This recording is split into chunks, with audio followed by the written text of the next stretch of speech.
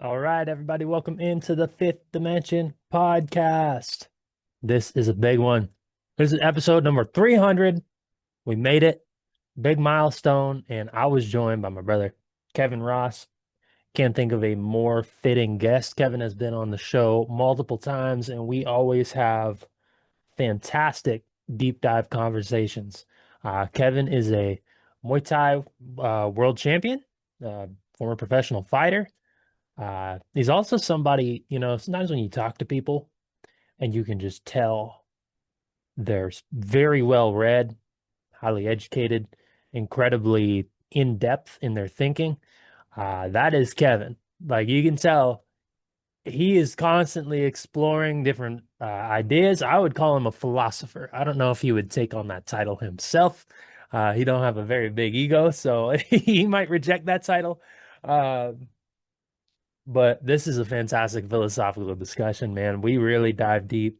And what's funny is I only prepared one question for the podcast. One question. And I just wanted to know a story, like, kind of more of a personal question. And it just deep dived from there. So I hope you guys enjoy this one as much as I did. If you're a fan of the show, be sure to subscribe, whatever platform you are on. You can also subscribe at mcdermott.substack.com, mcdermod.substack.com. And be on the lookout for Seasons of Becoming. Manuscript is done. All of the book details are done. The cover is done. It's coming together, baby. It feels good. We got some big manifestations all happening all at once. Book done. Podcast number 300. Feelings of self-love and gratitude. Uh, you know, what a beautiful time to be alive, my friends. What a beautiful time. What a beautiful time to be alive. I'm grateful all of you guys are here and you can celebrate for episode 300. It's been a long journey. We're almost at 6 years of doing this podcast. So here's to 300 more coming in the near future. Uh, but without further ado, let's jump into the podcast with Kevin Ross. Enjoy. All right, everybody, welcome into the Fifth Dimension podcast. For today's show, joined once again Kevin Ross. And Kevin, this is actually a monumental episode. Feels very fitting that you are here Oh as yeah. a return guest because this is going to be episode number 300. We're at Wow. 300. So That's crazy, man. I'm grateful you're here to share the space for 300. So Congratulations, man. That's quite an accomplishment. thanks. I appreciate it, dude. You know what's funny is when I first started podcasting, I remember reading, this was back in 2019. I remember reading 90% of podcasts never make it past 20 episodes. That Oh was what wow. it was. It was 20 Yeah. episodes. So the Yeah. fact that here we are on 300, my goal was, all right, I'm gonna get to 20 and then we'll go Right. from there. Yeah. Yeah. So That's good, man. That's good. I mean, that's how you progress in anything. Just give yourself small goals and get to those, go to the next one, go to the next one, and then all of a sudden you're at 300. exactly, man. I have a question that I'm surprised I haven't asked, right? So Hmm. your nickname in the ring was the Soul Assassin. What's the story behind that, dude? I love the name, and I'm like, man, it's badass, like it's sweet, but I've never thought to ask where it came from. Does it got a story behind it? Oh yeah. Oh yeah. It's got a story. And yeah, I'm surprised you never asked me because that's something everybody asked me. So I think I just assumed you had No, before. yeah, I realized I hadn't when I was thinking about it earlier today. I'm like, I've never asked about that. So, Well, so my very first professional fight was in Guadalajara, Mexico. This was shit, maybe 2007, 8, mm, I don't know, somewhere around there. So I got a call for this fight probably 2 weeks, maybe, maybe a little more beforehand. They called me up, said, "Hey, basically their champion was getting ready to defend his title. I don't know if he was getting ready to defend his title or not, but oh no, I remember. So he was getting ready to fight. He had just lost his first fight, his first pro fight ever, the fight previously. So mhm. this was like his comeback to being a getting back in line again, right? So Yeah. the guy he was supposed to fight got injured. They called me up 2 weeks notice, which pretty much I knew the score. They're bringing me down there to lose and Hmm. get his confidence back. And I'd never fought pro before, and I don't think I only had maybe 12, less than 15 for sure, amateur fights. And I was like, yeah, let's, of course, let's go. And I was always training anyway, so it wasn't like, for me, there was short notice wasn't really a thing because I was always ready to go. Always ready. Yep. Like I didn't ever understand, like when people would say, oh, I only got a month short notice, like, dude, that's That's crazy. Like, how are you not ready? So that, I mean, that was just the way that I was, the way that I came up, and I was always ready to go. So, felt good. Everything was good. Dialed up the training that last week, and then my last day sparring, a couple days before I left, I threw this leg kick at my buddy, and I like caught his knee with like the outside soft part of my shin, and Mm. I felt like I could feel my bone flex and almost snap when it happened, and I was just in the most agony of I'd ever been in to that point. And I couldn't walk on it. I could barely limp on it. And the next day I'm limping out to training, and people are asking me, "You still gonna fight?" And to me, I thought that was like a crazy question. Like, what do you mean? Am I still going to fight? I didn't even think about that as an option to Mm. not do it. And again, that was just the mindset that I had. So it seemed ludicrous to me that someone would ask me that question, right? I'm like, I'm still standing. I'm like, Yep. I can't really walk, but as long as I'm breathing, I'm gonna fight. Even if you have to pick me up and put me in the ring, I'm gonna do it. And so I did what I could, getting ready, and the biggest thing to me was if he even touches that leg, I'm just done, Yeah. right? There's just no way. I mean, my body physically is just going to collapse and shut down. So at the same time, it's like, well, he still has to do that, and you Hmm. never know what's going to happen. And to that point, I'd had enough injuries and fought with enough sicknesses to realize that sometimes that's not even a factor, and sometimes it actually is helpful because Mm. it forces you to be in a different mindset of you just have to turn off that aspect of your brain, that give up aspect, or that thinking about what your setbacks and difficulties are. You just have to separate yourself from those and be like, I'm going to do what I can with what I have Yeah. and see what happens. So I go down there.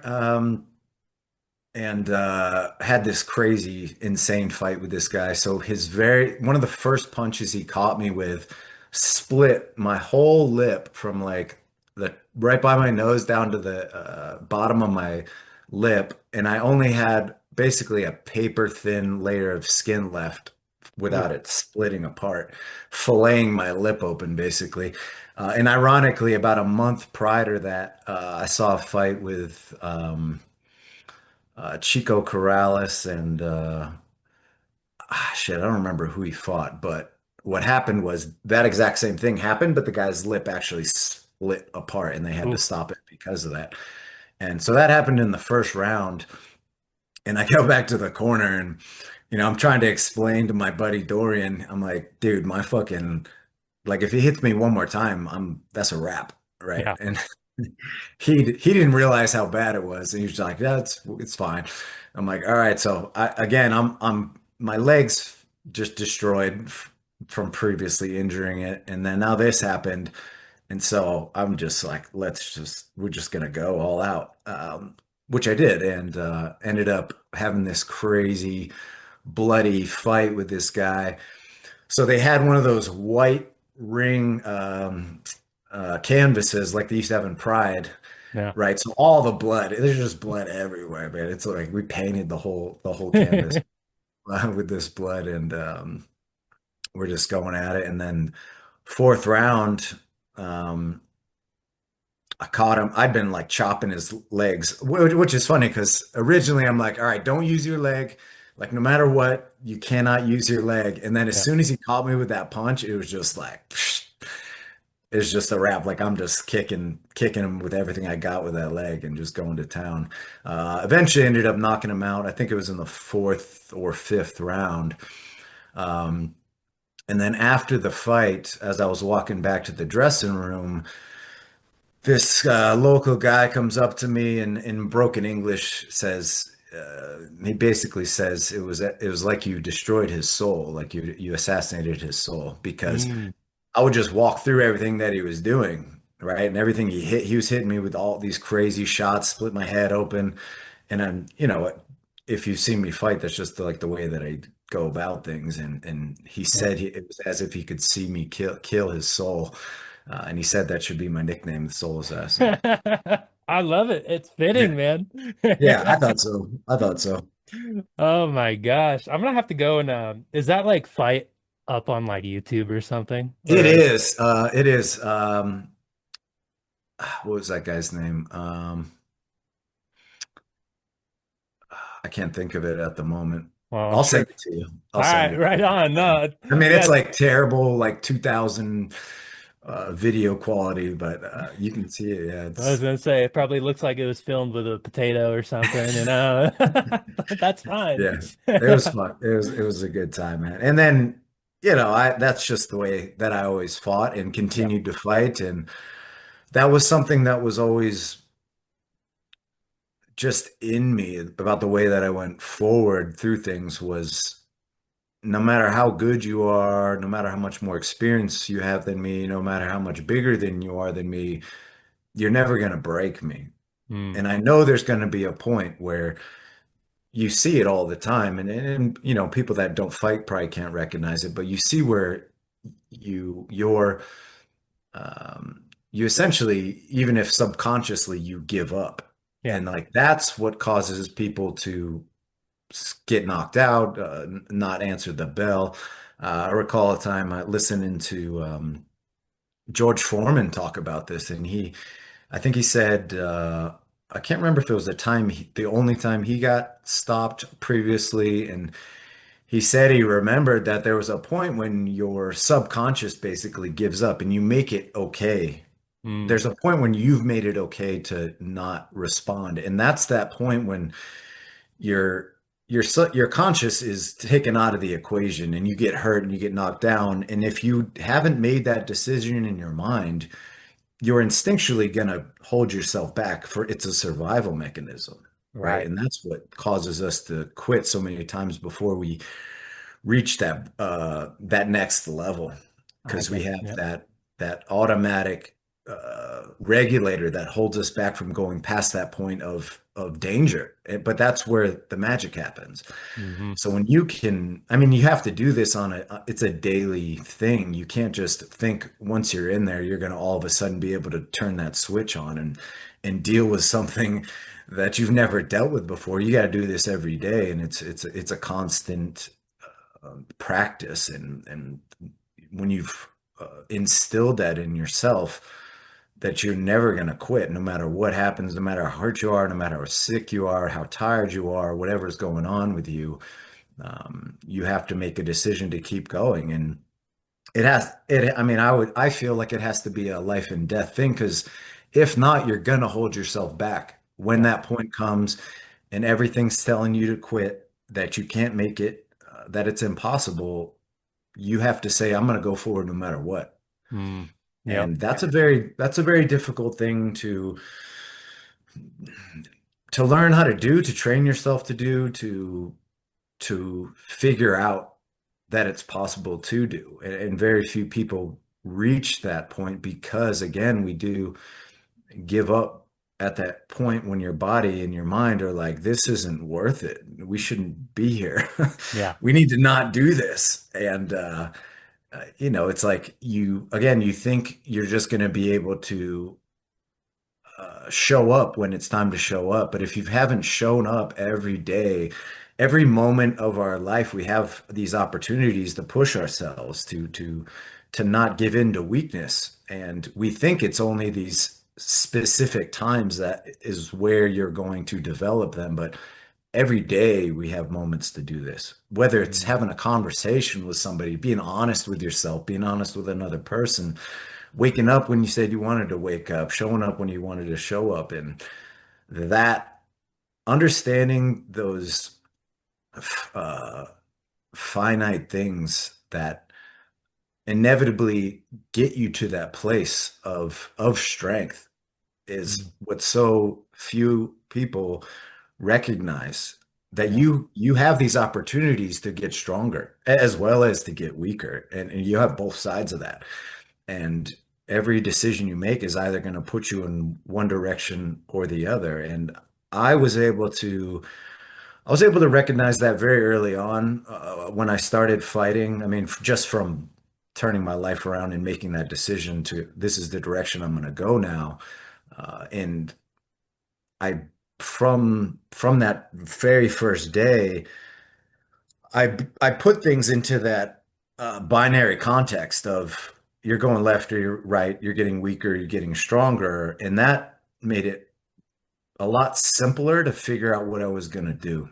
Mm. And took the debate out of it, Yeah. right? And I think that's what causes a lot of us to give into weakness, because we do have a debate in our mind. We're like, well, it's not that bad, or I can sleep a little longer, I can take this day off. And, unfortunately, we instinctually will always give in to weakness. Yeah. It's just, again, it is a survival mechanism. I mean, it's what will keep you alive and safe in so many areas. And when things are that life and death things, safety and survival are going to be what we revert to. But that unfortunately also is in us when it comes to other things that we want to do in life. And when we want to reach higher goals and push ourselves, we have this instinctual draw to not push ourselves beyond Yeah. that point. And Yeah. it's so hard to do. And just like anything else, it has to become a habit, and it has to be something that you're doing on a small scale if you ever hope to do it on a large scale. Right. Well, And I was fortunate that I think I just recognized that very early on. And a lot of people I could see didn't, but they also weren't forced to, right? It's mm. like when a lot of people were very successful very early on. They didn't have to address these weaknesses and aspects of their mental and physical game, that inevitably you will have to. Eventually, you're going to have a bad day. You're going to have somebody that's better than you. You're going to get knocked out. You're going to get caught with something. And anything that applies in the ring applies to every other aspect of your life. So, I mean, that's what I love about fighting and martial arts and difficult things, is it forces you to confront these aspects of life that will inevitably happen. They just might not happen every day like they Right. do with difficulties, lifting weights or Hmm. progressing in an art. You're forced to recognize that path Yeah. every day. And when you can understand how you do that in this, you can understand how you do that in everything else. Hmm.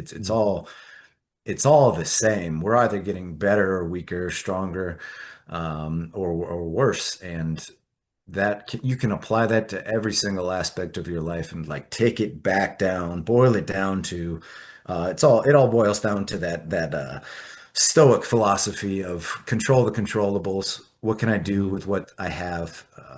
If I focus on the end goal, I'm never going to get there. I have to focus on what's the step, what's the next step? Can I take this next step?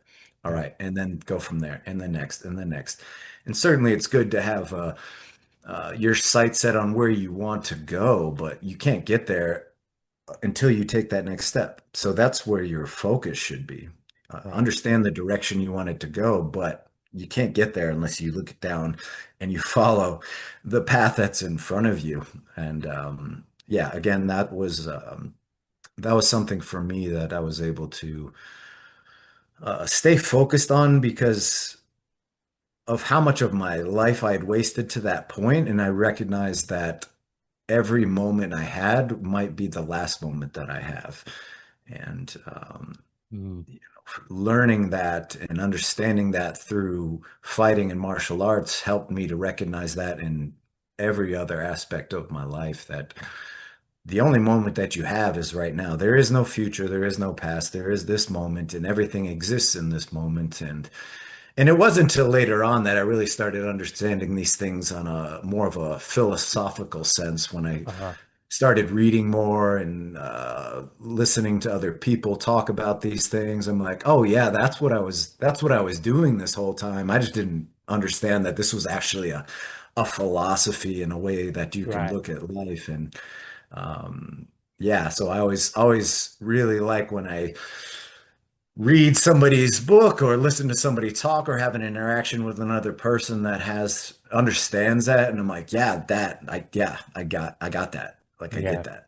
Yeah. Totally get that. So it's such a rare thing too, and it's like I think once you've grasped that, it really puts so much in perspective, and you Oh yeah. just realize how distracted the majority of the world is by nonsense and things they have zero control over at Yeah. all. And it's so easy to get distracted by them because, on one hand, yes, they're very important and these are real things that are going on, but what can you do about it? One, can you do anything about it? Probably not. Probably Probably not. not. So, yeah, good. It's good to have an awareness, and maybe it'll help you have conversations with other people, but that's about it. Right. That's about it. And it can feel or seem at times like you just don't give a fuck about the world or other people's lives. And there's a big difference between not caring and letting go, I Yeah. found. And it can look the same to the outside, Mm. to someone on the outside. Like, you just don't care. So, what's not, I don't not care. I care actually very deeply. And I care so deeply that I'm not going to let things I can't control affect me and hinder other things that I can control and other relationships that I do have. And the things that I do have an effect on and things that I do have control over, we give all our power away to things we don't, and we don't focus on the things that we do. So we're sacrificing the things we can actually make better, um, the small aspect of the world we can make better, because we're so fixated on the external. And that, Yeah. it all boils down to, we're all looking externally where we need to look internally. What can we see inside? Because inside inevitably projects outside. Mm-hmm. And Right. right, I think that's what it all boils down to in the end, is that outlook on everything.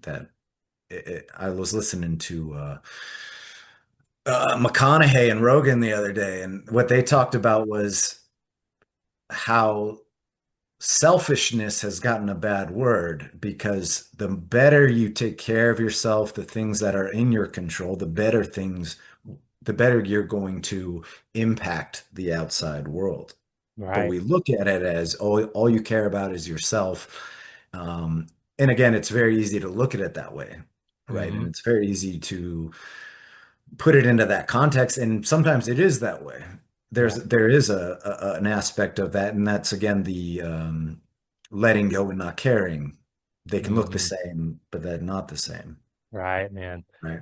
You, And oh, yeah, sorry. Continue. no, no, you're good. You're good. I was gonna say, I man, got on a rant there, I so loved it. No, I was gonna say you said like a million things, and I'm like, yes, yes, yes. Like just yeah, like gold. And it's interesting, man, because there in a lot of circles and communities, they preach about self-love, right? That's a big, like almost like in a style word, like, oh, we got to practice self-love, we got to do this, you yeah, got to love yourself. But the yeah, second you are like, but what's the definition of self-love these people have? It might be a Netflix binge, it might be go eat that yeah, ice cream cone, yeah, and like in moderation, like cool, that's not a terrible thing to do. But the yeah, second you start actually holding up the mirror for yourself and you start taking real practical accountable steps to better yourself, and it starts infringing on the stories other people have about you or the way they Yeah. perceive you and the way you're living your life. Maybe you're not going out to the bar every Friday night anymore, or you're not Yeah. going and engaging in some of the same Yeah. drama or holding the same opinions. That's Yeah. when people really almost are taken aback and can get offended by it. And it's like, Yeah. but you told me to practice self-love. This is this Yeah. is this is me being accountable, right? Right. And Yeah. so there's almost this like inverted perspective. I don't know if that's the right word I want to use, but like this Yeah. perspective where it's almost contrary. They say Yeah. one thing, but do they really mean that? In this society, I would say not really, you know? Yeah. Uh, Yeah. Yeah. it's, but, and it's crazy, man, because another thing you brought up that I thought was really powerful, it's like that you brought up like the confrontation almost with mortality in a way. Yeah. And, Yeah. I was going to ask is like, for you to embody the mindset that you do, did it required almost like a dissolution of the ego, like a willingness to For sure. embrace death, right? And Yes. that's not something that in our day and age now we don't have any sort of rite of passage or Yeah. initiation into I guess in with the confrontation with death, right? Yeah. So I mean, was there ever one moment in early on that where you had that for the first time that you recall of, or was it just sort of the consistent accountable like the small decisions like you were saying, and it just kind of built into that sort of Yeah. fortitude? Yeah. It was a lot, and unfortunately, it was a lot of bad things Right. that inevitably created that. But uh, it's like everything else. What do you do with this thing that happened? What do you do with this bad circumstance that happened? You can either use it to make you better, you can use it to make you worse. And the first half of my life, I lived in a way that I just let it give me an excuse to make things worse. That Mm, victim mindset of everything, of why these things are happening. This is the way that things are. Not recognizing what I have control over, and not recognizing that I still have the power to do something with it instead of letting it just happen to me. And through over time and having so many close calls with death and realizing how many times I should have died, and all of those things that happened, that got me to that place of realizing that I'm not supposed to be here anyway. I shouldn't be here, of all those things that happened. And there were certain ones that were like that was that moment there. And there was a lot of small ones, and there was a couple of really huge ones that were eye-opening. And over time these things continued to happen and build up and become more and more frequent. And it became a realization that I have a choice to make, that you're not going in a good direction here. This isn't going anywhere positive. And ever since I was younger, I didn't think I was going to live very long for a number of reasons. And I think instinctually, I just had this outlook on life. And I think a lot of that came with just my complete dissolution of the way that I thought things were supposed to be from an early age, and then having my parents divorce and my whole world getting flipped upside down, and so many aspects of what I thought reality was be changed. You know, really turned me to that side of that outlook of negativity and victim minded about everything. And it wasn't even necessarily looking externally like this is everyone else's fault yeah. or anything like that, or it's not supposed to be this way. It really became this is the way that it is, and there's nothing I can do about it. Mm, And I did just accept it. There wasn't a poor me. This is horrible. This is the way it is, and there's nothing you can do about it. And no matter what happens, life is gonna do what life is gonna do. Um, and I let that be my outlook on so many things. And again, I didn't think I was gonna live very long. So in my mind, it was, well, you might as well fucking party and fuck off till mhm.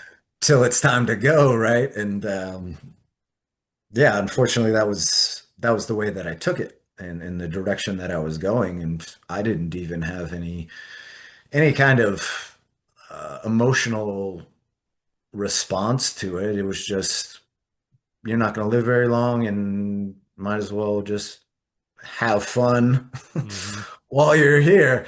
Um, but fortunately, I was able to recognize that I was wasting this short life that I had, and I was really using all of these things as an excuse not to actually go after something that I wanted to do, which for me was fighting.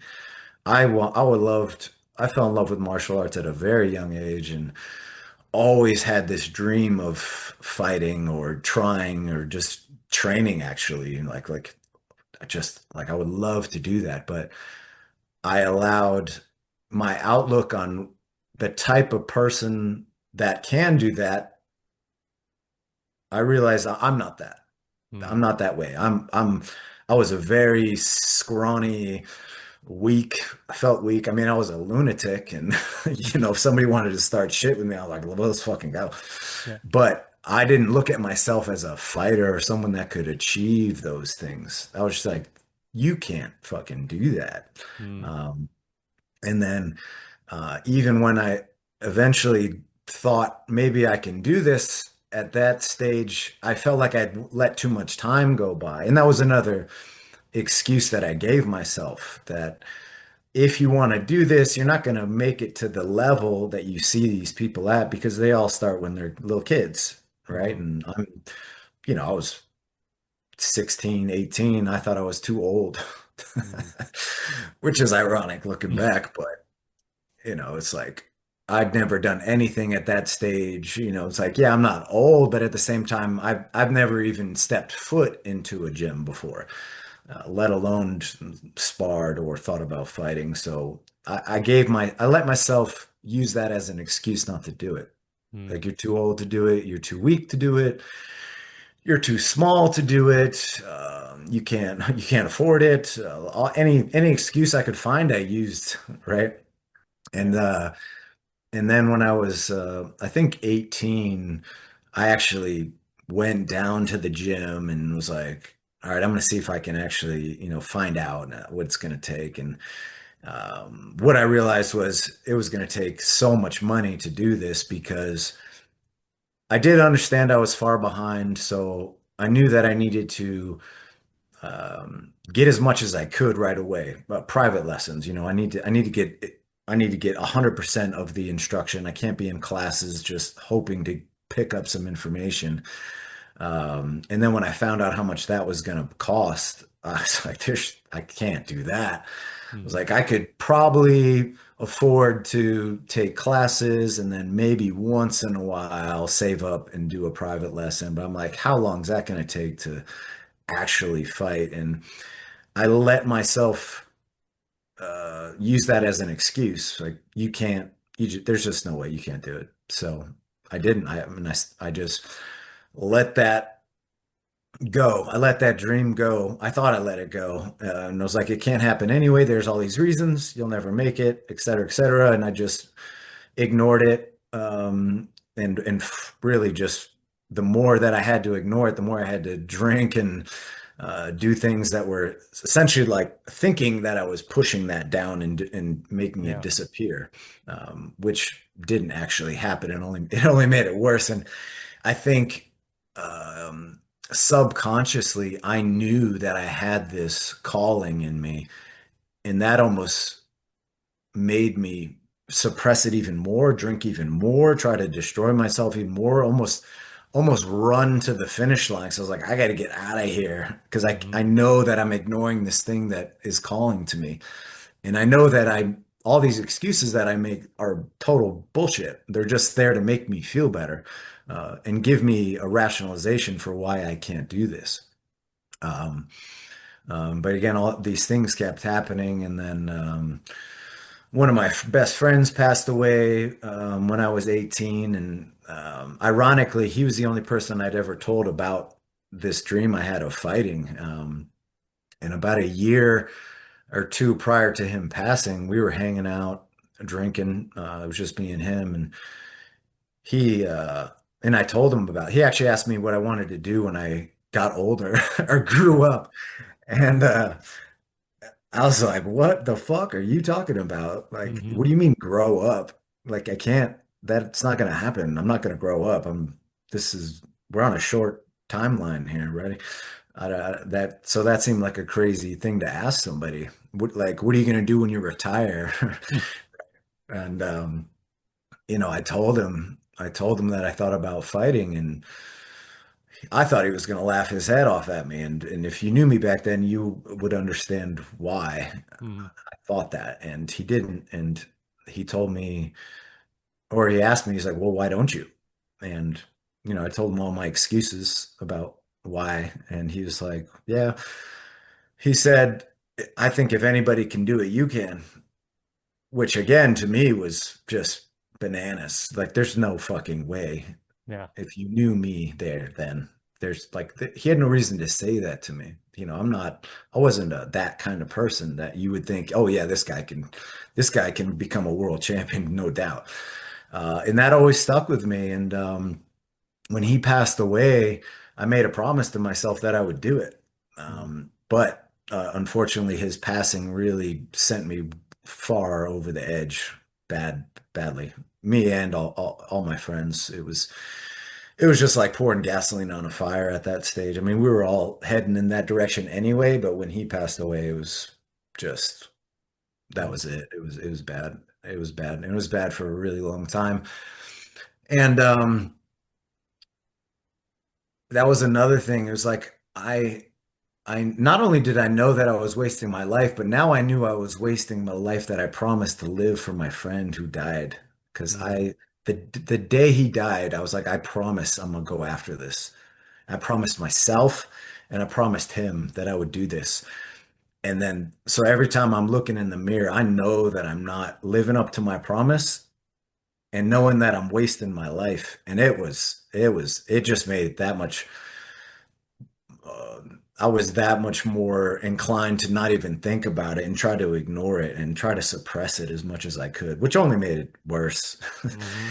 It only made it worse. And then over the next couple of years, so many significant things happened with friends dying and going to jail and bad car wrecks and myself almost dying.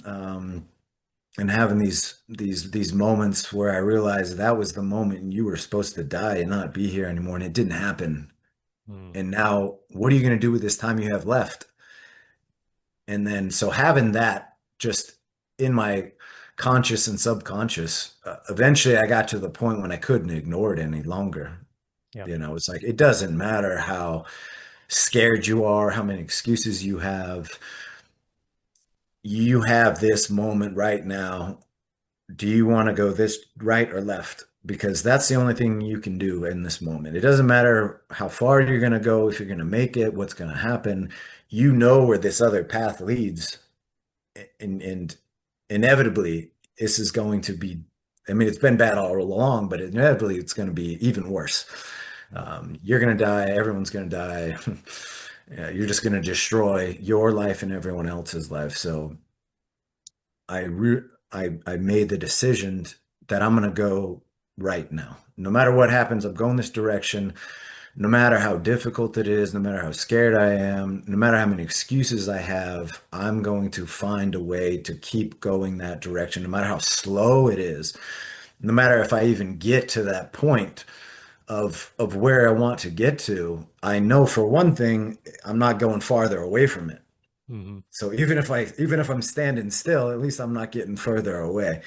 And that was kind of the context I put everything into, not consciously, but I realized anytime a difficulty came up, anytime a doubt came up, anytime negative feelings came up, it was really about asking myself, what are you going to do about it? Hmm. And what are you going to do with it? Yeah. Are you going to go left with it or are you going to go right with it? And because I put things into that perspective, it made it very, very simple to decide what I was going to do. Hmm. And it doesn't make it any easier because you still have to make that decision. But when you know the decision is only one or two, left or right, there's no debate anymore. There's no, well, I could do this or I could do that. So in that aspect, it does simplify things. And when things are simplified, you can decide much quicker. And Yeah. there is actually no decision any longer. So on the outside, it can appear as if you just know and you're just really confident and you're really brave and you're really strong. And like, no, I think I actually was just as, if not weaker. I just decided or realized that I have a choice to make. Yeah. That's, I would say, the only difference between people that do and people that don't, Yeah. people that accomplish and people that don't, people that are successful and people that aren't. Successful people aren't successful because not because bad things don't happen, not because they don't have difficulties, is because they move forward in spite of those things and they recognize that they do have a choice to make, and that no matter how bad things get and no matter how many awful things happen to you, you still have the just choice what you do with it, Yeah. which direction you go with it. Bad shit's going to happen to all of us and inevitably does. And the more you learn about people, the more you recognize how much it does and has happened. And that is one thing I really like to, why I love to read and learn about other people's stories, successful people, Yeah. because you really learn how hard it actually was and how many setbacks and roadblocks they had and how many things or how many times and opportunities they had to give up and how many times they did give up and said, I'm not doing this shit anymore. You know, Yeah. it is eye-opening to Yeah. say the least. And it really gives you a good perspective on all things in life to realize that we all have a choice. We can all be victims. Everyone has a reason to be a victim. We've all been victims of something, whether it was our fault or not. It doesn't actually matter. We've all been victims of something. Some people make a decision not to use that as a reason to be a victim and to quit. And some people use that as a motivation, a motivator to move forward and to be stronger and to not let that thing break them, which is what I did and what I realized that I had a choice in because I had spent so much of my life in that mindset. And it is so hard to see and to have made that choice and to be on the other side of that and to see how many people can't and how many people give into that. But you also understand it, and it's just it so many times it just seems impossible to help because you can't do it for them, Yeah. and you can't even just like tell them. I can't tell you, just do this, just make the decision, just find it. All you have to do is decide, make a choice, right? It seems so easy, and it is, but it's not, Yeah. right? It's as I said, it's simple, but it's one of the most difficult things there is to do because again, instinctually, we'll always give in to weakness. We'll always veer a little bit more on that side of caution and justifiably so. There's a lot of reasons to stay on the side of caution, but the problem is it hinders you from getting over things, from moving past things, from breaking through barriers that are put up in front of you. And no one can say this is where you should hold back and this is where you should push forward. It's something you got to figure out on your own. And on the same side of that, you can't just mindlessly move forward through everything, Yeah. right? And you can't just ignore things when they happen. You can't just pretend like things don't affect you and that you're just this robot. And it might appear that way to others, but you still have to process these things and deal with these things. It doesn't become uh, a lack of recognizing them and a robotic look at the world of things don't affect me. I'm just strong. I can move forward through anything. Right. Uh, it is an understanding of this thing. I look at it as this thing has energy, and you can say it's good or bad. It doesn't really matter what context you put it on. It's so it has 100% energy. It can be good or bad. It's still energy, Yeah. and you have an option to use it to do something with it. And what you do with it, that is where the choice is. That's where you can take the worst thing that ever happened to you and make it the best thing that ever happened to you in the long run. Or on the opposite side of that, you can let it be a reason to destroy yourself. And again, justifiably so. Everyone can understand. Everyone knows you had every reason to give up and every reason to destroy yourself. And I get it. I do get it. I get Yeah. it. But you have to understand that you have a choice. And there's a a certain age when you can't say I'm this way because of this anymore. Yeah. Your excuses are useless. They're understandable for sure, but so fucking what?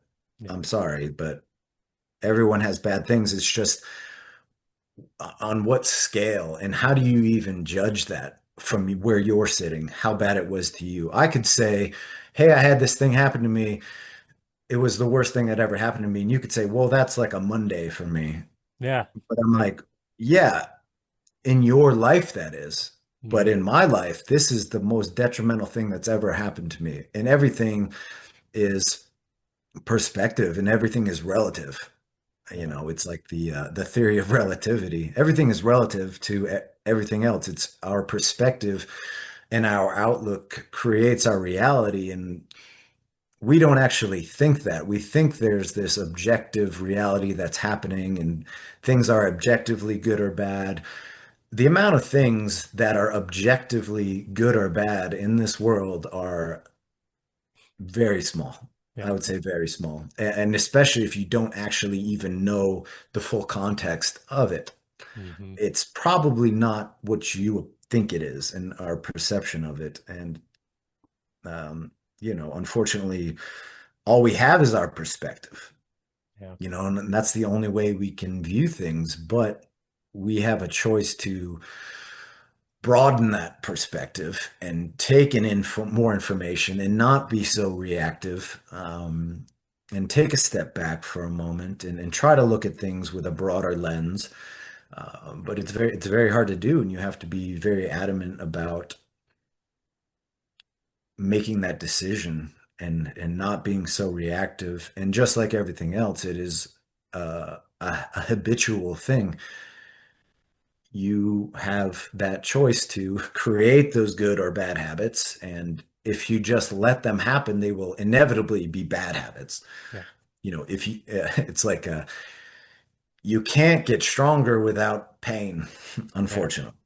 You cannot get stronger without difficulty and effort. So if you're not pushing through things, you're inevitably becoming weaker, and worse. Right. Um, and that's why so many things are so bad because it's so much it's easier to destroy than it is to build. It is. To destroy things, you just have to do nothing. Yep. If you just let it happen, it will be destroyed. Watch it burn. Yep. So it takes effort to not give in to that. And eventually you get tired and you get sick of all the setbacks and you get sick of people being shitty, and you understand why things are the way that they are. And the fact that we've even made it this long is beyond me. Well, it's But it's like it's like you having all of those near death experiences, right? It's the yeah, same thing. The fact we've made it this long, right. well, there must be a reason behind that, The Yeah. fact that you survived all those things, there is Yeah. clearly a bigger calling. Yeah. It's like we can put it into whatever context we went. So on one hand, you can say I'm here for a reason, we can put it into, say, religious terms, but you can put it into whatever context you want, and it doesn't really matter. It's you are here, Yep. whether it's for a purpose or not, it's what purpose do you want it to be? And you have, no matter if you're here for a purpose, you still have to take control of that. You can't just say, I'm here for a reason, and that reason's going to happen no matter what you do. It's not going to work out that way. It does take effort. So, no matter what you believe and what other external things you're putting this on, you still have to take the steps. Right. So, and I Exactly. think that is one aspect of where we let ourselves give our power over to these other things. And that, that even is, I would say, a victim mindset, even if you are thinking a positive thing is in control, Yeah. because you still have to make the step forward. You physically have to do it. You physically have to make these choices in your life. And no matter what other thing you put it on, you are still the passenger. You're still the one in the driver's seat. You're steering this thing. You might not be behind the power source, but you're behind the direction of which way it Mhm. goes, right? Right. It's like you're in the boat, you got the steering wheel, you're not the motor, you're not anything. But Hmm. you are the director of the path, in a way. I'd say you're director of that next step or that current step that you're on. Right. The You you choice. have you have a choice of which direction you want that to go, and take hold of that. And all those other things are, I would say, extra if you don't take accountability in that step that you have to take. You Hmm. still have to do that, and we all have to do that, and we all have so many things that we do have control over that we're giving away to somebody else, to something else, to other things, and then we become victims of our own outlook Yeah. and our own mindset, not realizing that we're doing it. We're the Yeah. ones that are doing it. It's like that. I don't remember who said it, but it was your outlook on the world is more a reflection of you than it is the world. Right. Exactly. Right? We can both have something happen to us, and one person is going to say, I'm going to use this to get better, and one person's going to say, I'm going to use this as a reason to get worse. The same thing happened. So Hmm. why was one person able to use it for positive and one person able to use it for negative? Well, it was a decision they made. Yeah. That's about it. And Hmm. it was a perspective and an outlook they had, and that's about it. It Yeah. wasn't because the exact same thing happened to you. Hmm. So it wasn't the thing. It was the Right. way you looked at the thing, the way that you used the thing. The And mindset. Yeah. yeah, that it's like the paradox of life, that we that we do have a choice. Yet these things are going to happen. So on one hand, you don't have control, but you have so much control as well. Right, of all the control, or at least Yeah, control of the response. And it's interesting, man, because that's a concept too that I've really honed in on the last several months is that like almost there's no room for an internal debate on things. Because I do realize if I sit there and start thinking, just in yeah, general, naturally there's a gravitation towards excuses or the reasons why I shouldn't do something. And, yeah, I've taken on the approach of just heart lead, brain follow. I don't need to rationalize any, like, there's a knowing on the direction I want to go in. There's a knowing on who I am. There's a knowing on who I can be in the path that I'm walking, right? yeah, And it doesn't take debate for me to figure that out. It just takes all right, I know what I need to do.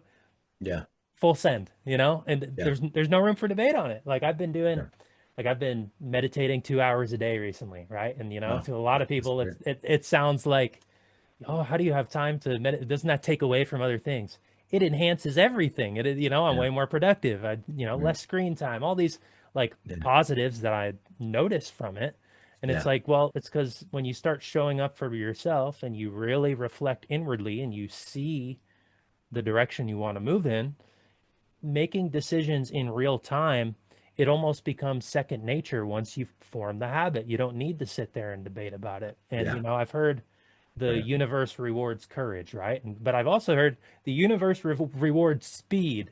And I think that's just as true. It's like, if it's going to reward speed, it's because boom, you make the decision and you go all in on it. And then Yeah. you make shit happen, right? And I Yeah. think it really is as simple as that, but I mean, you're right though. It's like to actually bring oneself to that point, there needs to be a confrontation with the ego. There needs to be a confrontation with the societal standards and the Hmm. conditioning and our trauma and Yeah. everything that we've ever been through to, to look ourselves in the mirror, look in our own eyes and say, all right, who can I be Yeah. in the most highest ideal state? Yeah. Why am I not there? Right. What is it that's actually holding me back? And it's Yeah. never anything outside of ourselves, ever, at Yeah. at any point, Yeah. It's always our own doing, our own decisions, our Yeah. own choices in those small moments, like you were saying. And I don't think people realize the impact of, you know, almost acquiescing their own will and desire and need in a small moment, how that actually, it's like sending the snowball down the hill and Uh, realizing how that actually accumulates, because you make that one small choice in the morning of, I'm going to sleep an extra half hour today. yeah. Well, what else do you end up giving into later into that day? Because right from the beginning you Yeah. decided to break your discipline and Right. set the tone for the rest of the day doing that. That Yeah. doesn't mean you can't show up later in the day and put a Yeah. stop to it, but Yeah. how many people live like that day after day after day, telling themselves they're going to do one thing Yeah. and then they walk the other path because it's easy, because it's comfortable, Yeah. and I think Yeah. that is the root of a lot of our collective turmoil and struggle and challenge, Hmm. because the macro just reflects the micro. For It sure. that you look into the political systems and the games and the theater and the drama, it's no different than what you see in our own local communities with how people interact and how people Yeah. show up and how they organize themselves. It's the same game, it's the same stories. Yeah. So I don't know. It's all about changing the individual, which I don't think people like to hear. You know? Yeah. Yeah. I don't want to be told that I had to say in some of this shit. I want to be Yeah. able to point to all these reasons, these external reasons, which are true and Hmm. are real reasons. Um, it's why it's very easy for us to get so fixated on these external things. One practice I like to use, and I don't know exactly where this came from, but it's like if you view something in somebody else or a group or anything like that that you don't like, or that is Hmm. something that bothers you, to look internally at what aspect of yourself closely resembles that Mm. and how to change that in yourself. Because if we can't change those things in ourselves, how do we expect them to ever change on the outside or for other people to change that aspect of themselves? Like, I see this in you. You should change this. It's very obvious. But what do I do that's just like that or that's in that same field that leads to those things? And Hmm. when you do that, you stop pointing the fingers at other people and you're like, oh, it's only a reflection of things that you can do to yourself. You know, Hmm. there's it's that conflict between these things are real, but also they're in you too. And Hmm. just because this may be worse doesn't take away from the aspect that your smaller scale thing isn't bad as well. It just not might not be that bad, Yeah. but it's not good. It's not good by any means. So how can I use other people's negativity or the aspects of these things in life that I don't like to make myself better? I can use them as a mirror to see what I don't like and how I want to improve and how I don't want to be like that. But unfortunately, we tend to use those things basically do the same thing, maybe in reverse, which is just as bad, right? Mm-hmm. Both sides of a spectrum are bad, all the way far as you can go on the right and all the way as far as you can go on the left. Ricky Gervais had a good analogy about that is how it becomes circular. Yeah. So if you go all the way on both sides, they end up in the same point. Yeah. The extreme of the right, the extreme of the left is that's bad. Nobody wants to be there. We're trying to be in the middle of all these aspects, but the farther we push away from that, the farther away we'll also get on the other side. And we feel justified in our push against it. And that's how history constantly repeats itself. Because when you look at where these things started from, they tend to have started from the flip side of what they are now. And we don't want to look at that because we don't want to realize what caused someone's pain and what caused them to react the way they do to things, right? Mm-hmm. And how do we do that exact same thing? And we are doing that exact same thing, except when it happens in this moment right now, we feel justified in doing it. And maybe we are justified in doing it, but they were also justified when they started to do it in that direction. And I think that's the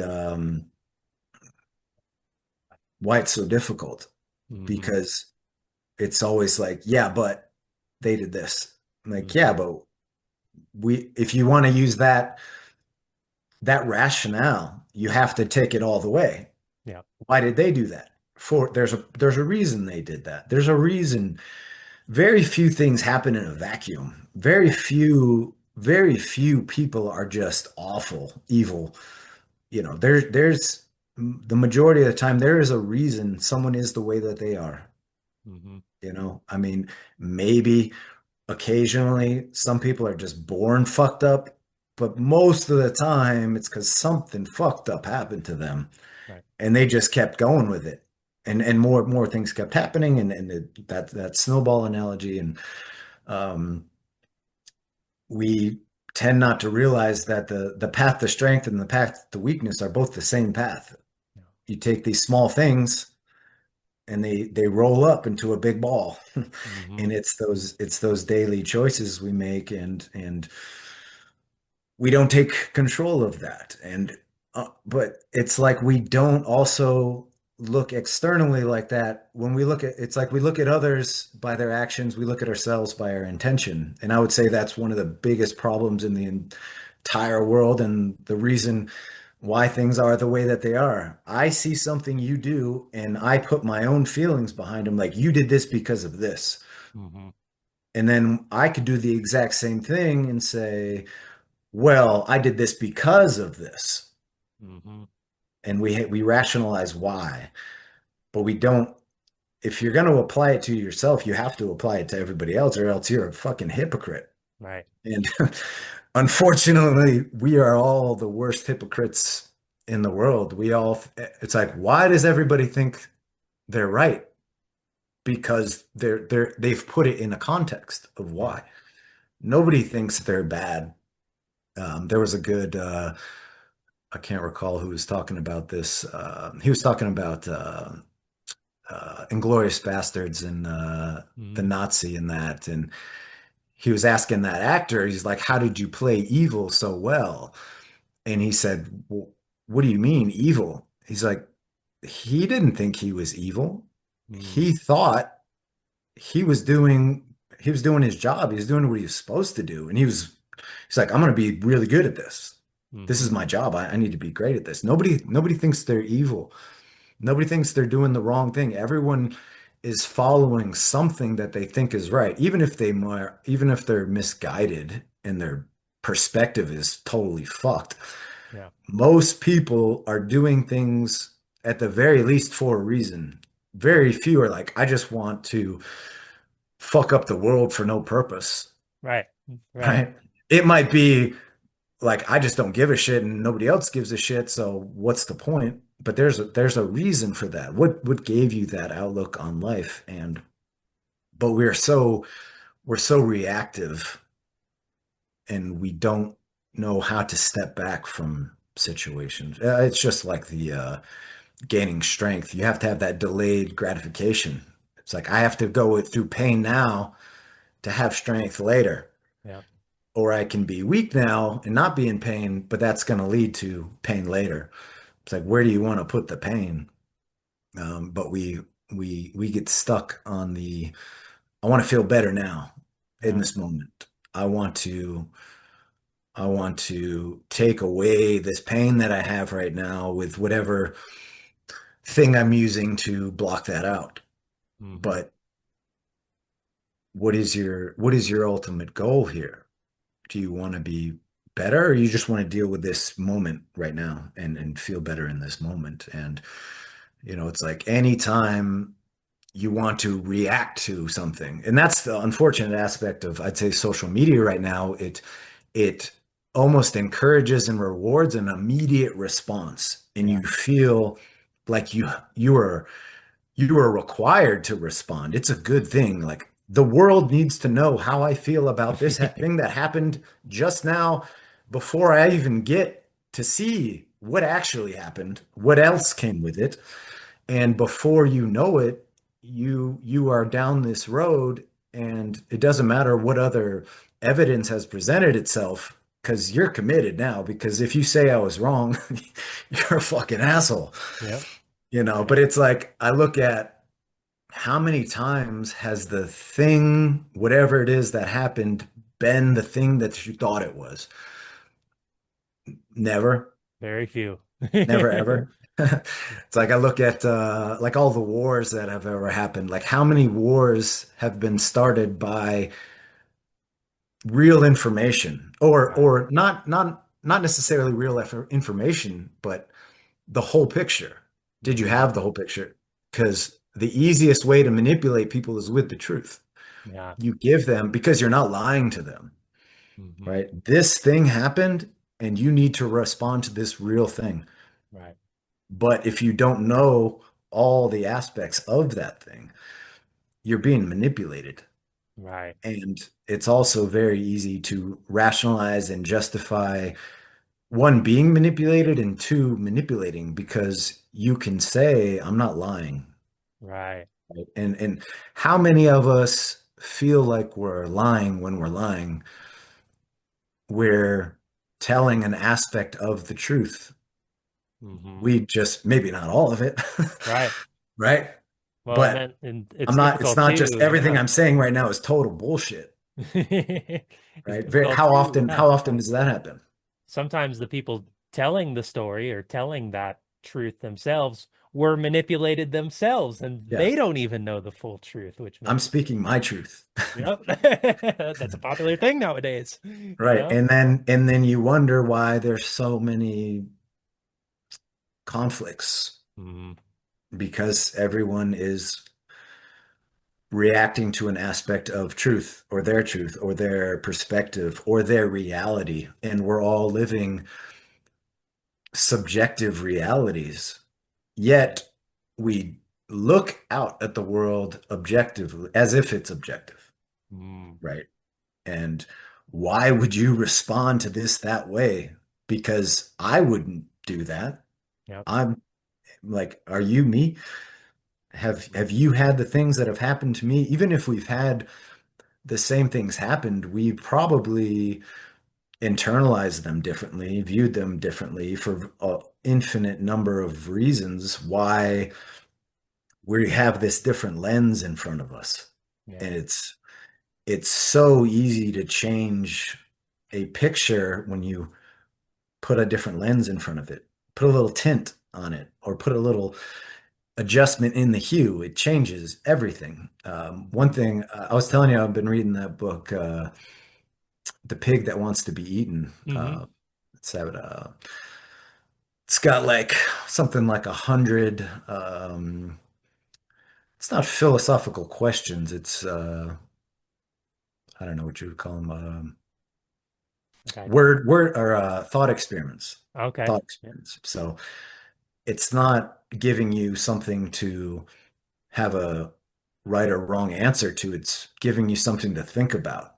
Mm, And one of my favorites, and it's something that I've thought about for, I think, ever since I was younger, was how when we think about, let's say, color. So we both call this shirt black, Yep. right?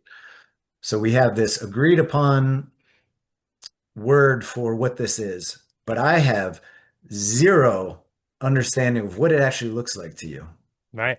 I Yep. know what it looks like to me, and and you say you call it black. So I'm like, we must both be seeing the same thing, but this might be white to you in your eyes, but you Hmm. call white black, Yep. and I call black black. But because of our agreed upon language, we think that everyone is seeing the same things, everyone is picturing the same things, and you apply this to everything, pain, Hmm. discomfort, the way your voice sounds to me, the tone of your voice. You could be talking to me in a calm, relaxed way, and I could hear anger and what the fuck is he talking about? Like sometimes you'll hear a lot of Asian languages are very tonal, so it can Hmm. sound like they're yelling at each other all the time. I'm like, damn, dude, are you guys pissed or what?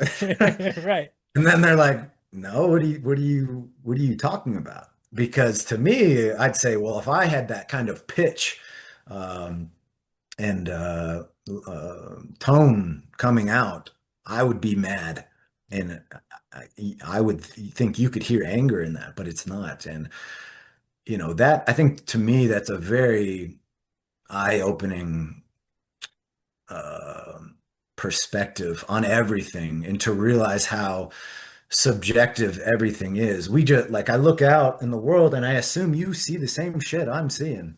Hmm. I don't know anything about what you see. Right.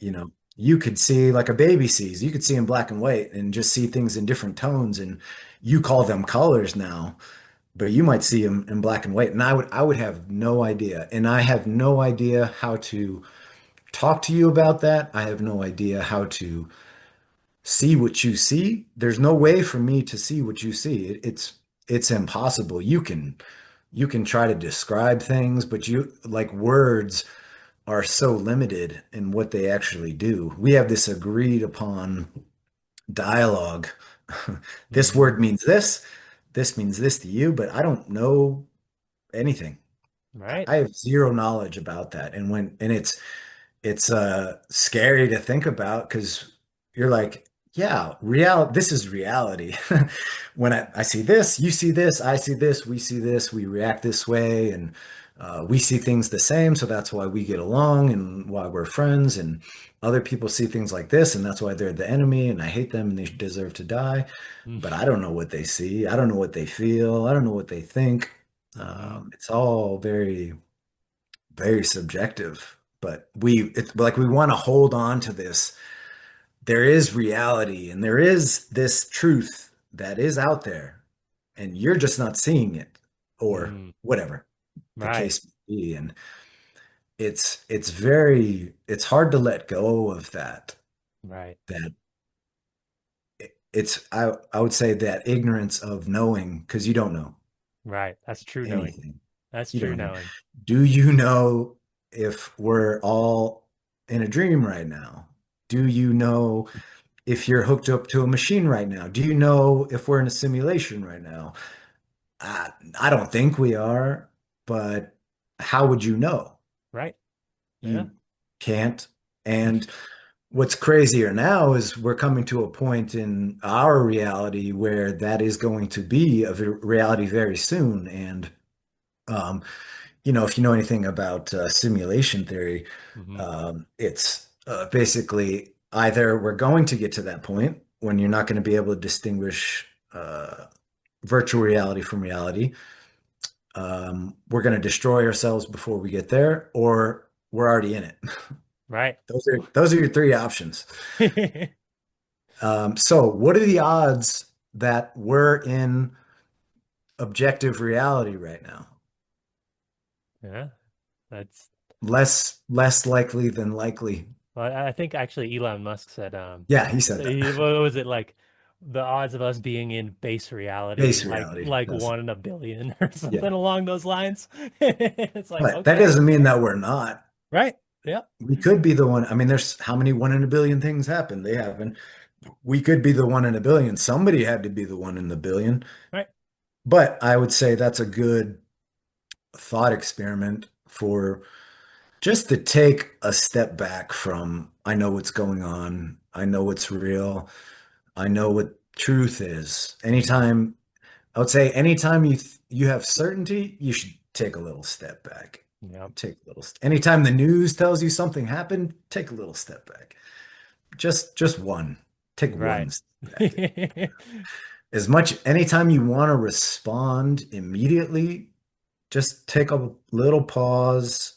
How many things in your life can you look back on and realize you didn't have all the information? You weren't right. But we very rarely look at the times we were wrong about stuff, Hmm. right? We always take and observe things when we were right.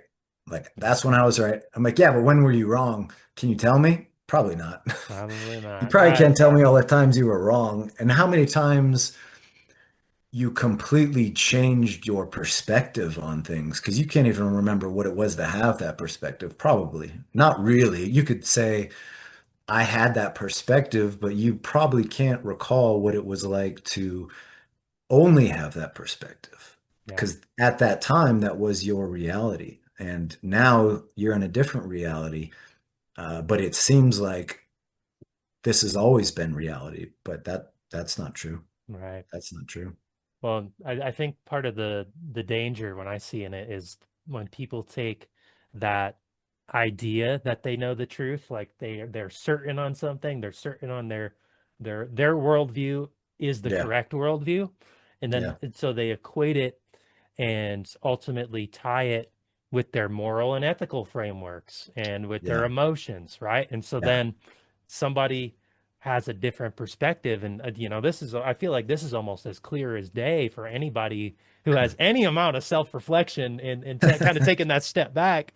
You Yeah. see the results of when somebody's moral and ethical framework has bled into their ideas and their Yeah. perspective, when the reality is no one perspective is the truth necessarily. Yeah. The only real solid truth is that we are here and we are Yeah. all human beings. And I mean, maybe there are people walking around who are robots and they're I don't know. Like, but we're all here. We're all part of this game together. And that's it. Yeah. That's the only truth there is. But people take their worldview and they equate it with morality and they equate it Yeah. with ethics, and then the results of that as you continue down that path, I mean, that's what leads to wars, genocides, Yeah. the self-destruction on a collective level and an individual level too. I mean, we Yeah. don't always talk about the individual destruction that comes from that, but Yeah. it's easy to Yeah. see the collective results from that path and where it takes us. And it seems it just happens over and over and over and over again. Like Yeah. like we have a very difficult time as a species learning that lesson, you know? Yeah. Well, I would say it all boils down to our ego, and Yep. we we assign our perspective to our ego, and it becomes our identity. Mm, Our identity becomes our politics, our belief system, our diet. And that's also why it's so difficult to change because you literally have to change or strip away pieces of who you are, who you know, even things you know that are bad for you. It's part mhm. of who you are. And essentially killing part of your identity is like a death of the ego. Yeah. And that's why we all stay in bad relationships or continue with bad things in our lives that are affecting us negatively. We know they're negative, yet we keep doing them. Well, why do we keep doing them? Because they're familiar, because they Mhm. are who we are. And we would rather have something negative that we know than the unknown. The unknown is way scarier than a bad known. Hmm. It's that's that paradox that we're dealing with everything. And again, all that does boil down to our egos, and our egos are one of the best and worst things that we have. And I think that's one of the most positive things about psychedelic experiences is it forces you to kill your ego, at least for a moment. Yep. And we don't have, as you said earlier, we don't have those coming of age rituals that they used to in so many indigenous populations that forced you to kill your ego essentially and then come out the other side because the perspective that gives you when you use it is worth more than anything in the world, I would say. And it's very obvious why those things are illegal and frowned upon. And unfortunately, because of that, the world will continue going the way that it goes, and we will just repeat this cycle inevitably unless we can change that uh, perspective. We need to have a complete paradigm shift. And Right. um, it's like we think the way things are and the way things always have been is the way that they're just always going to be. But they don't have to be that way. But Yep. the only way they're not going to be that way is if we make a choice. It's like generational trauma, right? Until somebody decides, I'm not fucking doing this shit anymore. I'm steering this boat in a different direction. Um, and until we do that, we're going to keep getting the same result every time. Hmm. Every time. It's always going to be the same. Why is it always the same? Every time I think it's going to be different, it's always the same. Every time we get a new president, I think it's going to be different. It's always the same. The same shit keeps happening.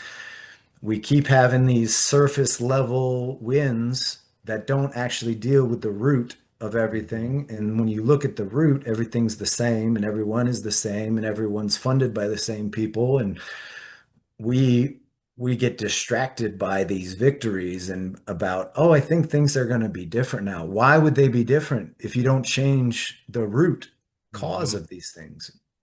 If you don't, we deal with the symptoms and not the cause Yep. in everything that we do. So our medications, well, you're treating a symptom, but if you're not dealing with the cause, you're addicted to that treatment for life, Right. and it's only going to get worse, and you're not going to learn how to deal with it. And as uncomfortable as it might be to deal with it, that's the only way you're going to get better. But we're uh, almost brainwashed to feel like we're not supposed to have these feelings and bad things are bad and you just need to have something that allows you not to feel them anymore. And if you can not feel them anymore, then that'll be better. Hmm. Will it be better forever in the long run? No. No. You're only making yourself weaker. What happens when the world goes to shit and there's no more medication? Like we were thinking about this during like COVID and everything when they were shutting this down or thinking about think about how many people in this world are addicted to painkillers, mood suppressors, things like that. Right. Now imagine they turn that faucet off. What do you think's gonna fucking happen? Right. Do you know how many people are severely addicted that have no idea they're addicted to Right. drugs? Totally dependent on it. Yep. You think, well, my doctor gave me this. I mean, you're a heroin addict that doesn't know they're taking heroin. Hmm. I would say that's worse than a heroin. At least a heroin addict Right. Yeah. knows what's up. They know what they're Like, doing. yeah, they know this shit's bad. If I don't get my fix, I'm gonna kill somebody. So the worst thing in the world is to be addicted to something you have no idea you're addicted to. Hmm. And that's why I often try to force myself to take breaks like every week. I'll take a day to not look at my phone, not look at the TV, not listen to something. Take a break from caffeine for a week or two every so forth. Take a break from alcohol every once in a while. Like Yep. force myself to take a break because that lets you realize, do I have a problem with this thing? Hmm. And that's definitely why you should always take a break from something. And then realize if you do or you don't. Okay, so make sure you're not dependent on this thing. When you say I can quit when I want to, can you really? Right. Do it right All now. right. Prove So, yeah. it. All right. So when I think if you can like force yourself, like make it part of your habit to eliminate certain aspects of your life, and it can even be good things that you do, like taking a break from working out for a minute, because it's very easy to look at something as a positive that can become very, very negative Yeah. because all you see is the positive aspects of it. Everything has a spectrum and everything has good and bad. There's no good in this world that doesn't come with some level of bad. If you take good to the extreme, it's bad, right? Right. So taking a break is always good. Pulling back is always Yeah. good. Taking a step back from a situation is always good. And the more we can do that and make it a habit, I think the better perspective we'll have on most aspects of life, internal and external. And if we can do that, I think we can start to steer this ship in a little bit different direction. But it's hard to do. It's very Right. hard. And it's understandable why we don't. Right. Well, it's all about balance, about Yeah. balancing the internal and the external, balancing our daily practices, balancing in our Yeah. relationship. Everything comes back to balance and recognizing because I think maybe we just have a tendency to gravitate towards extremes in our routine, Yeah. regardless of whether it's good or bad, right? Yeah. We become not I guess we become dependent on the structures that we create for ourselves, regardless of if they're positive or negative, because it is Mhm. familiar. So we Yeah. kind of have to continually push ourselves to venture into the unknown. And part of the Yeah. reason why I love meditation and why it's good for me is it serves as an outlet. Like I I don't go into meditation with any specific what I need to experience or what's going to Yeah. come up internally. And it's Uh-huh. just like, whoa, I didn't expect this today. Oh man, and it's that like taste of the unknown. I start Yeah. my day with it, right? Taste of Yeah. the unknown. Okay, this is what I've seen. And the end of my meditation today, there was like just an immense sense of gratitude, right? It's not like I went in with an intention of gratitude, but I'm like, oh, all right, this is good. Yeah. This is the feeling of today, right? This is what Yeah. I'm taking with me through the day, and I can maybe I can plant some seeds of gratitude today. That sounds like a good idea. I'll make that today's Yeah. intention, right? But Yeah. it takes going into the unknown. Now, if I'm going in to meditate every day, all right, I need to experience gratitude. Uh, there's going to be probably days that I don't feel very grateful, and then I'm going to be Yeah. pissed at myself because I couldn't experience gratitude in meditation. When the Yeah. reality is, maybe I would have experienced something else, and I would have learned something else, right? So Uh-huh. it's all about the willingness to, I think, surrender, let go, Yeah. be present with what is, and Yeah. listen to our body, listen to ourselves, listen to others, Yeah. observe, that's where true learning is. I think Hmm. that's how we, I think anything can be our teacher if we actually know how to listen and observe. It's Yeah. just a matter of us kind of getting out of our own way, Yeah. lifting those veils, if you will, the veils Hmm. that we tend to cloud our eyes with. And, you Yeah. know, Yeah. I think I heard Ram Dass say yesterday in a lecture, I was listening to a Ram Dass lecture. He said, truth awaits those with eyes unclouded by longing. That's what it was.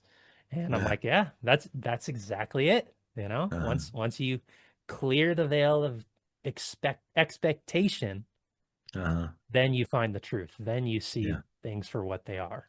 Yeah. So, Yeah. That's a good one. That's a good one. One thing that I've been, or I try to do is, I think this might be part of like the Buddhist philosophy or something. I mean, I guess it all boils down to the same thing. Like if you believe in reincarnation, then someone else could essentially be you. mm, An animal could essentially be you. And if we were able to view everyone as ourselves, then we would probably behave very differently. yeah, So say I want to react this way to this person because whatever what they did offended me or whatever. I'm like, okay, but if I was that person and I did that thing, how would I want to have someone respond to me, especially in a way that's going to help me not do that again, Hmm. right? Because of course you want to react the way that your emotions say to react, but Right. what is my ultimate goal here in the long run? Do I want things to be better, or do I want to feel better in this moment, knowing that I'm going to feel worse if I go off on somebody? I'm going to feel like a fucking asshole. Right. Even if I rationalize and justify it, eventually I'm gonna be like, all right, maybe that was a bit much.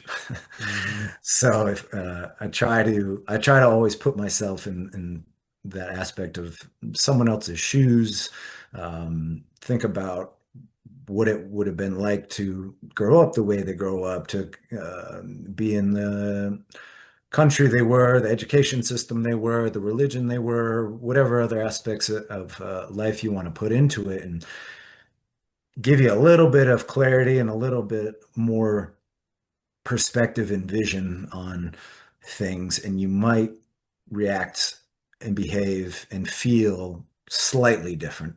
You might feel the same, but it certainly helps in a lot of situations where just look at someone else as yourself, Right. and how would you want to be treated if you were doing that? And if you are treated this way, is that going to help you or make you more inclined to do what you just fucking did in the shitty way you were? Like, you think being shitty to people that are shitty is going to make them less shitty? Probably not. It's like, do you think killing terrorists creates less terrorists? Not yet. We've only made it worse. So something we're doing is not really working out. We tend to create the problems that we're trying to fight. Hmm. So that's where fighting things inevitably creates the thing you're fighting against. Right. The only way to win against the thing you want to fight is to create the opposite.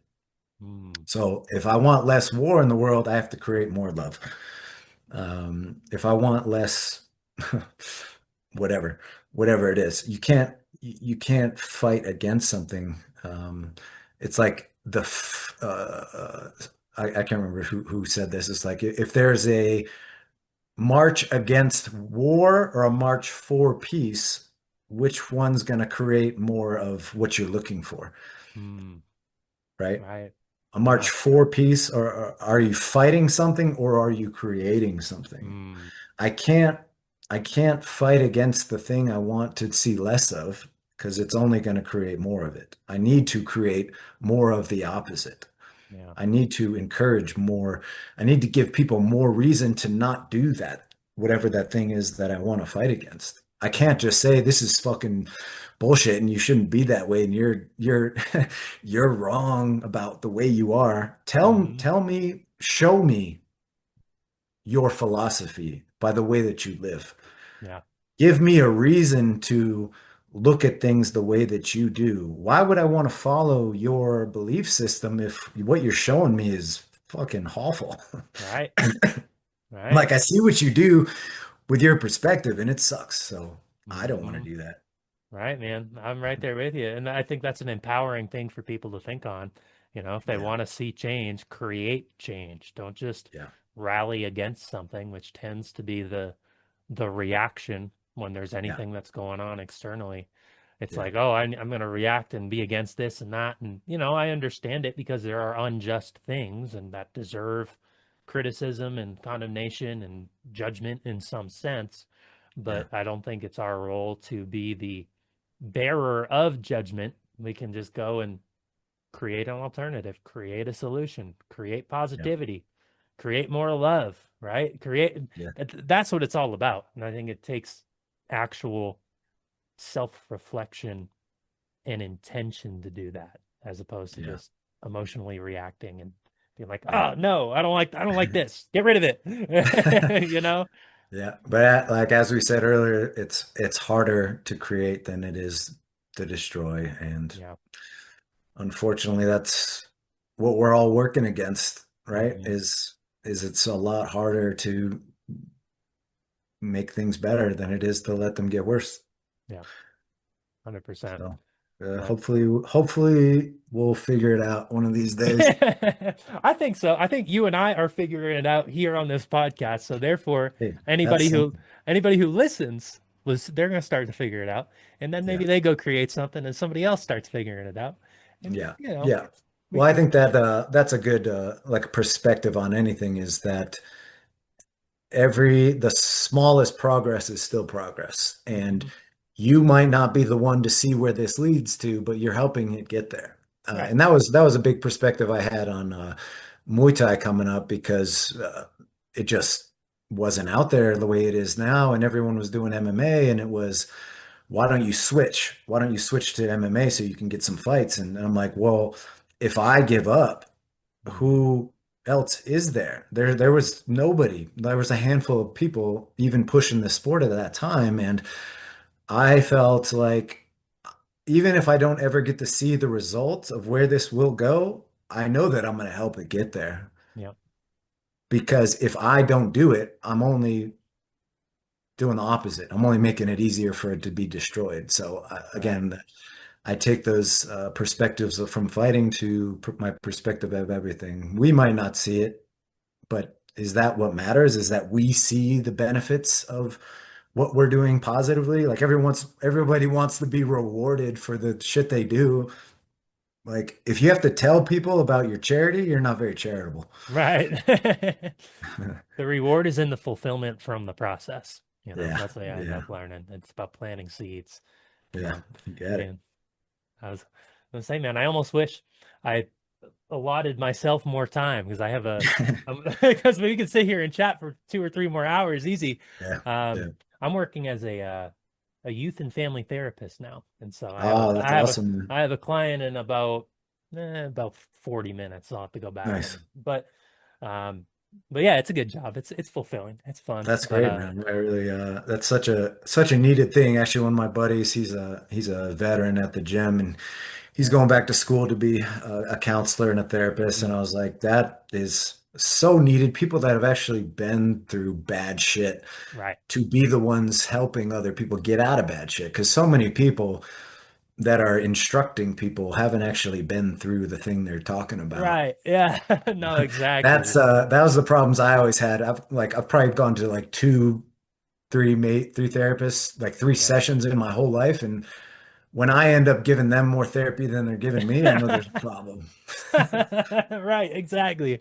Yeah, That's part of the reason I've never even gone for myself. I'm like, well, I don't know if I'm gonna find somebody, especially, and I'm in small town South Dakota, so I'm like, yeah, I don't know if there's people who understand the path that I've walked. Maybe there are, but I'm yeah, surely they're out there. But and I think I turned out all right for the most part. I don't think I need any yeah. right now. Um, but do you got any I don't know, things you're working on or where people can find you or anything exciting Uh, coming up that's no, I mean, not really. I've actually been pretty off the radar as far as things I'm promoting and putting out there, and Mhm. I've kind of taken a step back from all that and just I've been trying to step further and further away from technology and the Yeah, world and um, trying to create some level of balance there yeah, where it's like there's always reasons to do it, but there's a lot of reasons not to as well. So I'm at least trying to take the time that I have to do that and to take full advantage of that because I know it won't always be that way. yeah. So I've been stepping back. I've actually been doing tons of jiu-jitsu for the past year, which has been fun and a great thing for me to push myself in that doesn't cause brain damage. So yeah, I've been doing a lot of that. I've done actually four competitions in the last year, and yeah, it's really been. I always need something to push myself in physically, Yeah, and it's one thing to push yourself in working out. It's another thing when someone's trying to kill you, that right. forces you to push yourself a little harder. So Mm, as much as I can push myself on my own, I'm always going to get a lot further if someone else is forcing me to push myself. right. So I forced myself to do something very uncomfortable, something that is very, particularly for me, coming from where I got to in Muay Thai and then basically starting over on the Hmm. ground is like you understand why nobody does shit like that. So like, well, you don't want to go from feeling like the best in the world to a kindergartner. It Right. sucks. It sucks, but it's also an extreme motivator to get better quicker. Yeah. And once you've already done it in one thing, you understand the process and what it takes. And I have been able to progress extremely rapidly, and I've really been enjoying it. So that's what I've been focusing on as far as pushing myself in that area. I love it, man. Well, you're Yeah, focused on real life and creating a life for yourself, which is, I'm trying to. Yeah, I think that's what most people need. yeah. Honestly. So kudos to you, man. Hey, I always love having you on for a podcast. Hopefully you don't go completely off the technological grid. I mean, if you Yeah, I do, mean, I probably will one day, but I think we're a little ways away from that. But that's my goal, all right. All right. because I see where all this is heading, and I Well, don't want to be a robot. So, right, and again, unfortunately, it will be a slow rationale right. behind it, and I know where this is going, and I don't want Yeah. any part of it. Yeah. So, the sooner I can